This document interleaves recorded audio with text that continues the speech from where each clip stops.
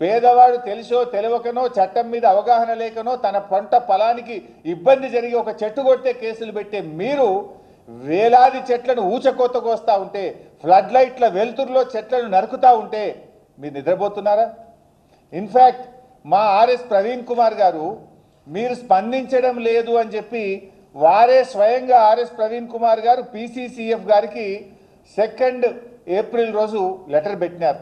ఇక్కడ జీవ విధ్వంసం జరుగుతూ ఉంది, ఇక్కడ చెట్లన్నీ కూడా అనుమతి లేకుండా కొడతా ఉన్నారు, వైల్డ్ లైఫ్ ఎఫెక్ట్ అవుతా ఉంది, తక్షణమే చర్య తీసుకోండి అని 2 ఏప్రిల్ నాడు స్వయంగా ఆర్ఎస్ ప్రవీణ్ కుమార్ గారు మన అటవీ శాఖ కార్యాలయానికి వెళ్ళి అరణ్య భవన్లో దరఖాస్తు ఇచ్చారు.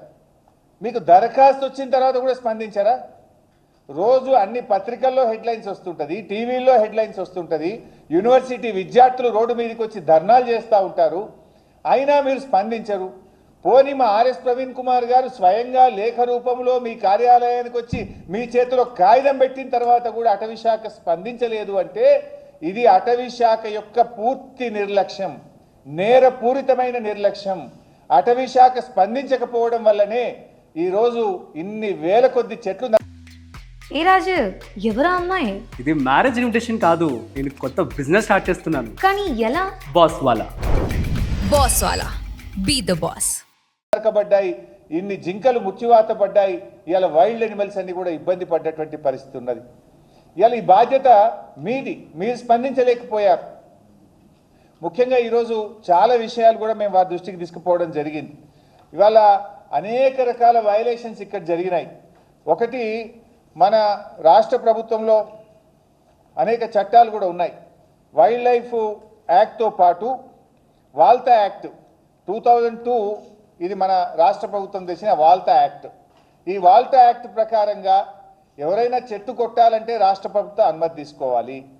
అంతేకాకుండా సాయిల్ కన్జర్వేషన్ కూడా, అక్కడ చెరువు కూడా ఉంది, ఆ సాయిల్ కన్జర్వేషన్ కూడా దృష్టిలో పెట్టుకొని తగిన చర్యలు తీసుకోవాలి.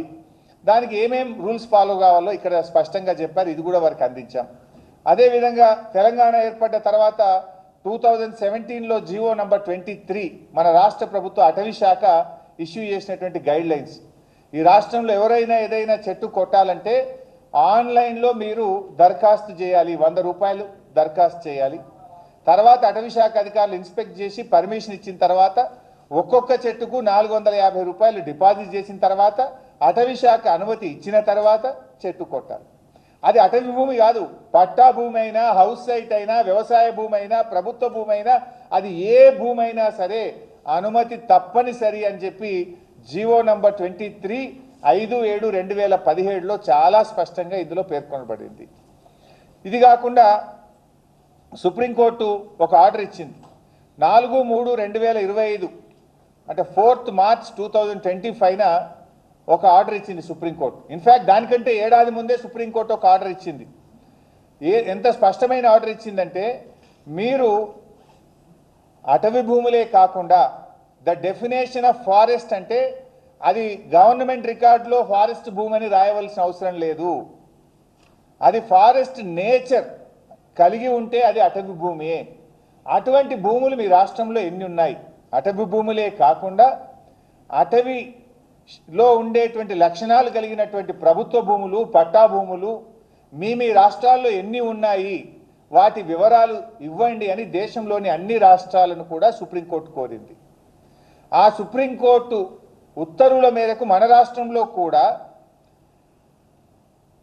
ఒక కమిటీ వేశారు. ఆ కమిటీ ఒకవైపు పనిచేస్తూ ఉంది.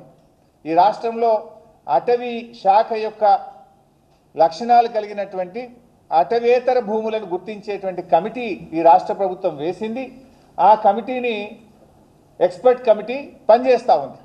అంటే ఏంటి, ఎక్స్పర్ట్ కమిటీకి ఏం బాధ్యత ఇచ్చింది సుప్రీంకోర్టు, రాష్ట్ర ప్రభుత్వము? అంటే ఎక్కడైనా ప్రభుత్వ భూముల్లో, పట్టా భూముల్లో బాగా చెట్లు పెరిగి ఉంటే, అక్కడ వన్యప్రాణులు ఉంటే అటువంటి భూములను గుర్తించి సుప్రీంకోర్టుకు వివరాలు ఇవ్వండి అని అడిగింది. గుర్తించి ఆ భూములు కాపాడండి, వివరాలు ఇవ్వండి అని సుప్రీంకోర్టు చెప్తే వీళ్ళు ఆ భూములను గుర్తించి తెగ నరికే పనిచేసినారు. మరి ఎక్స్పర్ట్ కమిటీ ఏం చేస్తుంది?